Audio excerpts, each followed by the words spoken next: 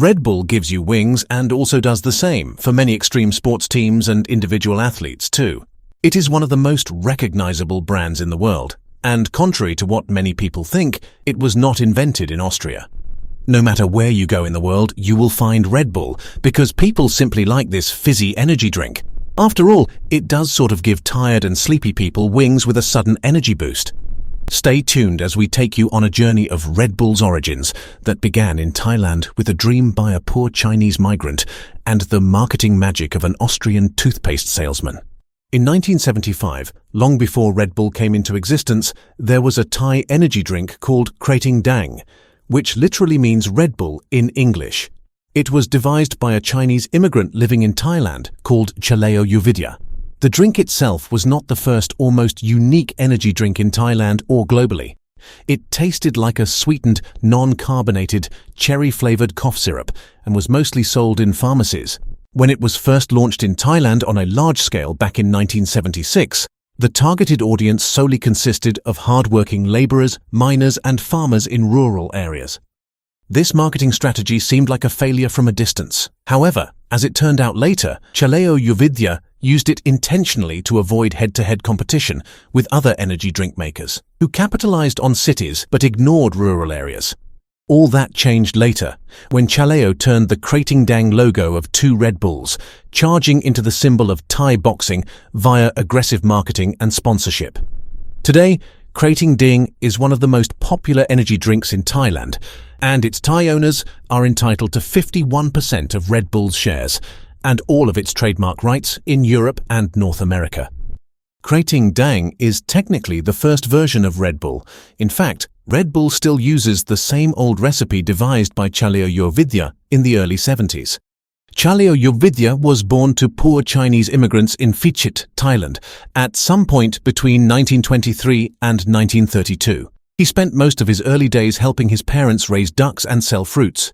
He died in 2012 as a man worth more than $5 billion, leaving behind 11 children from 2 marriages and of course a huge stake in the giant conglomerate Red Bull. In the early 60s, Yoovidhya managed to establish a pharmaceutical company called TC Pharmaceuticals in Bangkok, which has become a major corporation since then and is still owned by his family.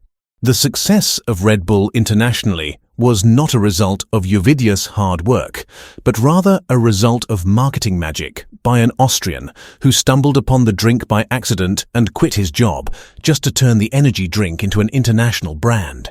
It is hard to believe that a successful Austrian marketer who ran major international ad campaigns for giants such as Unilever would quit his day job for the mere belief that Krating Daeng has the potential to become the #1 energy drink in the world. Nevertheless, this marketer, Dietrich Mateschitz, had a vision, or perhaps even a prophecy. It was all the result of suffering from jet lag, which was something he often experienced while trotting the world as part of his marketing job. In 1984, he was on a business trip to Thailand and, as usual, felt jet lag after the long flight. So he bought a bottle of Daeng and immediately felt relief. It must have been a moment of enlightenment for Dietrich, because soon he sought the maker of this drink and did not settle for anything less than meeting him and convincing him to take the product to the next level and global. Historians say that Chaleo hesitated at first, but soon was convinced by Dietrich Mateschitz that his product is unique, effective, and has immense potential. In 1972, he obtained a marketing degree from the Vienna University of Economics and Business. Soon after his graduation, he was hired by Unilever, where he worked in marketing detergents.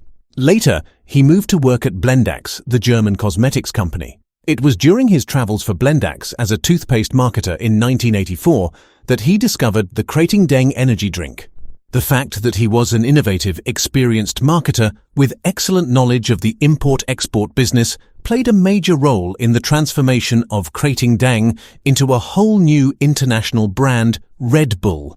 He learned from Chaleo about using sports and sponsorship for marketing, because Chaleo used Thai boxing as a gateway into the urban Thai market for his product.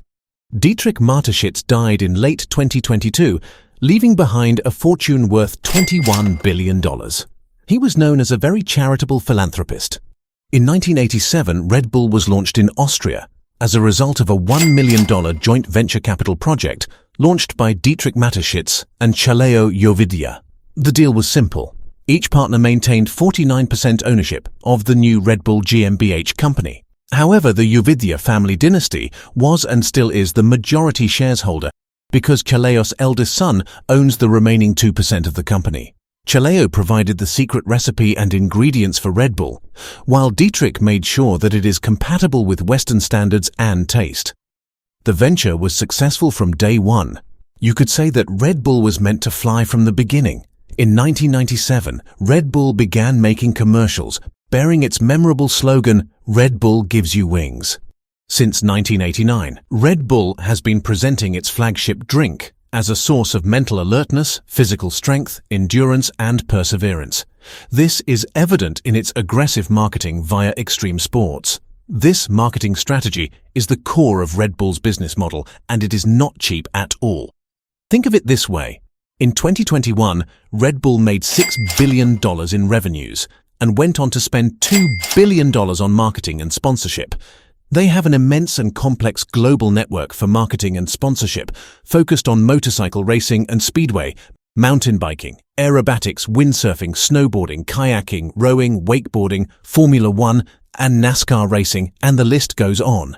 You can even find Red Bull in music and video games. It frequently enlists sports, music, and TV celebrities in its marketing gigs. They finance and host events like art shows such as the 2022 epic Red Bull Sound Clash show. Red Bull even owns football teams in major markets such as Germany, USA, and Brazil. The company even went green in 2022 with the announcement of their own hypercar called RB17, which was designed by Adrian Newey, the British engineer and current chief technical officer of the Red Bull Racing Formula One team. And in 2018, the company went organic, with the launch of a new line of organic sodas consisting of 4 flavors, something to suit every taste. Legally speaking, Red Bull had its fair share of legal trouble from the beginning, mainly due to lawsuits launched by unhappy customers who felt that they were deceived by the energy drink ingredients. Several of these lawsuits, combined with the pressure from some EU states, such as France, to ban Red Bull due to potential health risks, created rumors that Red Bull will not survive into the next decade. In 2014, the company was sued by 4 American customers. The plaintiffs alleged that Red Bull falsely asserted that one of their cans has more benefits than a cup of coffee. Ironically, the lawsuit also claimed that Red Bull does not give you real wings. In 2015, Red Bull lost the case and was ordered to compensate any customers who had submitted claims within 150 days from the court ruling date, with $10 in cash or $15 in Red Bull products.